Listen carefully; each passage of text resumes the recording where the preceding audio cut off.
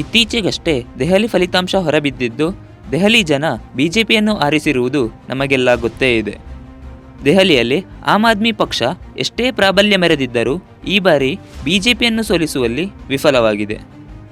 27 ವರ್ಷಗಳ ಬಳಿಕ ಬಿಜೆಪಿ ಮತ್ತೆ ದೆಹಲಿಯಲ್ಲಿ ಗೆಲುವಿನ ನಗೆ ಬೀರಿದೆ. ದೆಹಲಿ ಬಿಜೆಪಿಯಲ್ಲಿ ನಡುಕ ಹುಟ್ಟಿಸುವ ಪ್ರಭಾವಿ ಲೀಡರ್ ಯಾರೂ ಇಲ್ಲ ಅನ್ನುವಂಥದ್ದು ಭಾರೀ ಚರ್ಚೆಗೆ ಕಾರಣವಾಗಿತ್ತು. ಇದರ ಸಲುವಾಗಿ ಈ ಬಾರಿಯ ದೆಹಲಿ ಮುಖ್ಯಮಂತ್ರಿ ಯಾರಾಗ್ತಾರೆ ಅನ್ನುವಂಥದ್ದು ಭಾರೀ ಕುತೂಹಲ ಮೂಡಿಸಿತ್ತು. ಕೇಜ್ರಿವಾಲನ್ನು ಹೀನಾಯವಾಗಿ ಸೋಲಿಸಿದ್ದ ಪರಮೇಶ್ವರ್ ಮನಿಗೆ ಮುಖ್ಯಮಂತ್ರಿ ಪದವಿ ಸಿಗಬಹುದು ಎಂದು ಜನರ ನಿರೀಕ್ಷೆಯಾಗಿತ್ತು. ಆದರೆ ಅಚ್ಚರಿ ಎಂಬಂತೆ ಕುತೂಹಲಕ್ಕೆ ತೆರೆಬಿದ್ದಿದ್ದು ಕೊನೆಗೂ ರೇಖಾ ಗುಪ್ತಾ ಈ ಬಾರಿಯ ದೆಹಲಿ ಮುಖ್ಯಮಂತ್ರಿಯಾಗಿ ಆಯ್ಕೆಯಾಗಿ 20 ಫೆಬ್ರವರಿ 2025ರಂದು ಪ್ರಮಾಣ ವಚನ ಸ್ವೀಕರಿಸಿದರು. ಅಷ್ಟಕ್ಕೂ ಯಾರು ಈ ರೇಖಾ ಗುಪ್ತಾ? ದೆಹಲಿ ಪಟ್ಟ ಇವರಿಗೆ ಒಲಿದದ್ಯಾಕೆ? ಇವರ ಹಿನ್ನೆಲೆಯಾದರೂ ಏನು? ಕಂಪ್ಲೀಟ್ ಮಾಹಿತಿ ಈ ವಿಡಿಯೋದಲ್ಲಿ ನೋಡೋಣ. ಹರಿಯಾಣದ ಜುಲಾನಾ ಭಾಗದಲ್ಲಿ ರೇಖಾ ಗುಪ್ತರ ಜನನವಾಗುತ್ತೆ. ತಂದೆ SBI ಮ್ಯಾನೇಜರ್ ಆಗಿದ್ದರು. ಅವರಿಗೆ ದೆಹಲಿಗೆ ಟ್ರಾನ್ಸ್ಫರ್ ಆದ ಕಾರಣ ಕುಟುಂಬ ಸಮೇತ ದೆಹಲಿಗೆ ಶಿಫ್ಟ್ ಆಗ್ತಾರೆ. ಒಳ್ಳೆಯ ಎಜುಕೇಷನ್ ಪಡೆದ ರೇಖಾ ಗುಪ್ತಾ BCom ಮುಗಿಸಿ ನಂತರ LLB ಪೂರ್ಣಗೊಳಿಸ್ತಾರೆ. 1992ರಲ್ಲಿ ABVPಗೆ ಜಾಯಿನ್ ಆಗ್ತಾರೆ. ನಂತರ ವಿದ್ಯಾರ್ಥಿ ಜೀವನದಲ್ಲಿ ಸಕ್ರಿಯವಾಗಿ ABVPಯಲ್ಲಿ ತನ್ನನ್ನು ತಾನು ತೊಡಗಿಸಿಕೊಳ್ತಾರೆ. 1996ರಲ್ಲಿ ಡೆಲ್ಲಿ ಯೂನಿವರ್ಸಿಟಿಯ ಸ್ಟೂಡೆಂಟ್ ಯೂನಿಯನ್ನ ಅಧ್ಯಕ್ಷರಾಗ್ತಾರೆ. ನಂತರ RSS ಜೊತೆ ಸಕ್ರಿಯವಾಗಿ ತನ್ನ ಕಾರ್ಯನಿರ್ವಹಿಸ್ತಾರೆ. ರಾಜಕಾರಣದಲ್ಲಿ ಆಸಕ್ತಿ ಮೂಡಿದ್ದರಿಂದ 2002ರಲ್ಲಿ ತನ್ನ 26-27ನೇ ವಯಸ್ಸಿಗೆ ಬಿಜೆಪಿಗೆ ಸೇರ್ಪಡೆಯಾಗ್ತಾರೆ. ನಂತರ ಬಿಜೆಪಿ ಮಹಿಳಾ ಮೋರ್ಚಾದ ರಾಷ್ಟ್ರೀಯ ಉಪಾಧ್ಯಕ್ಷರಾಗಿ ನೇಮಕಗೊಳ್ತಾರೆ. ಬಿಜೆಪಿಯ ಜನರಲ್ ಸೆಕ್ರೆಟರಿಯಾಗಿಯೂ ಸೇವೆ ಸಲ್ಲಿಸುತ್ತಾರೆ. 2007ರಲ್ಲಿ municipal corporation of Delhi MCD ಚುನಾವಣೆಯಲ್ಲಿ ಗೆಲುವು ಸಾಧಿಸಿ ಚುನಾವಣಾ ರಾಜಕೀಯಕ್ಕೆ ಎಂಟ್ರಿ ಕೊಡ್ತಾರೆ. 3 ಬಾರಿ ಡೆಲ್ಲಿಯ ಕೌನ್ಸಿಲರ್ ಆಗಿ ನಂತರ ಮೇಯರ್ ಆಗಿಯೂ ಸೇವೆ ಸಲ್ಲಿಸುತ್ತಾರೆ. 2015ರಲ್ಲಿ ಚುನಾವಣೆ ಎದುರಿಸಿದ ರೇಖಾ ಗುಪ್ತಾ 10,000ಕ್ಕೂ ಅಧಿಕ ಮತಗಳಿಂದ ಆಮ್ ಆದ್ಮಿ ಪಕ್ಷದ ಬಂಧನ ಕುಮಾರಿ ವಿರುದ್ಧ ಸೋಲನ್ನು ಅನುಭವಿಸುತ್ತಾರೆ. 2020ರಲ್ಲಿ ಮತ್ತೆ ಚುನಾವಣೆಯನ್ನು ಎದುರಿಸಿ ಮತ್ತೆ ಸೋಲನ್ನು ಅನುಭವಿಸ್ತಾರೆ. ಆದರೆ ಈ ಬಾರಿ ಸೋಲಿನ ಅಂತರ ತುಂಬ ಕಡಿಮೆಯಾಗಿರುತ್ತದೆ. ಅಷ್ಟೇ ಅಲ್ಲದೆ ವರ್ಷದಿಂದ ವರ್ಷಕ್ಕೆ ಫೈಟಿಂಗ್ ಕ್ಯಾರೆಕ್ಟರ್ನಿಂದ ಇವರ ಪೊಲಿಟಿಕಲ್ ಗ್ರಾಫ್ ಇನ್ಕ್ರೀಸ್ ಆಗ್ತಾನೆ ಹೋಗ್ತದೆ.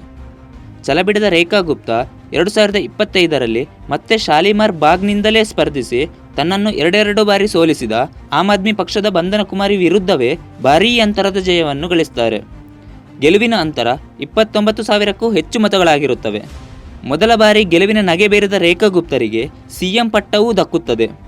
RSSನಲ್ಲಿ ಸಕ್ರಿಯವಾಗಿದ್ದರಿಂದ CM ಪದವಿಗೆ RSS ರೆಕಮೆಂಡ್ ಮಾಡಿದೆ ಎಂದು ಕೆಲವು ಮೂಲಗಳಿಂದ ಮಾಹಿತಿ ಬರುತ್ತಿವೆ. ಅಷ್ಟೇ ಅಲ್ಲದೆ ರೇಖಾ ಗುಪ್ತರ ಯೋಜನೆ ಹಾಗೂ ಸಮಾಜ ಸೇವೆಯೂ ಕಾರಣ ಎಂದು ಹೇಳಲಾಗುತ್ತಿದೆ. ಹೆಚ್ಚಿನ ಜನರಿಗೆ ರೇಖಾ ಗುಪ್ತಾ ಯಾರೆಂದು ಗೊತ್ತಿರದೇ ಇರಬಹುದು. ಆದರೆ ಟ್ವಿಟರ್ನಲ್ಲಿ ಆಮ್ ಆದ್ಮಿ ಹಾಗೂ ಕಾಂಗ್ರೆಸ್ನವರ ನಿದ್ದೆಗೆಡಿಸುವಂತೆ ಮಾಡ್ತಾ ಇದ್ರು ಇದೇ ರೇಖಾ ಗುಪ್ತಾ.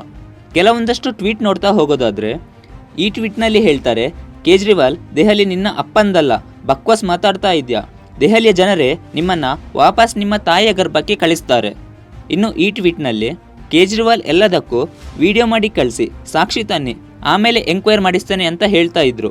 ಇದಕ್ಕೆ ರೇಖಾ ಗುಪ್ತರ ಟ್ವೀಟ್ ಈ ಥರ ಇದೆ: ಕೇಜ್ರಿವಾಲ್ ತನ್ನ ಹುಟ್ಟುಹಬ್ಬ ಆಚರಿಸಲ್ಲ, ಯಾಕಂದರೆ ಅವರ ತಾಯಿಯ ಬಳಿ ಹುಟ್ಟಿದ ವಿಡಿಯೋ ಕೇಳಿದ್ರು, ಅವರು ಕೊಡಲಿಲ್ಲ, ಹಾಗಾಗಿ ಆಚರಿಸಲ್ಲ ಎಂದು. ಈ ಟ್ವೀಟ್ ರಾಹುಲ್ ಗಾಂಧಿಗೆ ಮಾಡಿರುವಂಥದ್ದು. ಯಾರ ಅಜ್ಜ ಗೋರಿಯೊಳಗೆ ಇದ್ದಾರೋ ಅವರ ಮೊಮ್ಮಗ ಹಿಂದೂ ಆಗಲು ಹೇಗೆ ಸಾಧ್ಯ? ರಾಹುಲ್ ಗಾಂಧಿ ಉತ್ತರಿಸಿ.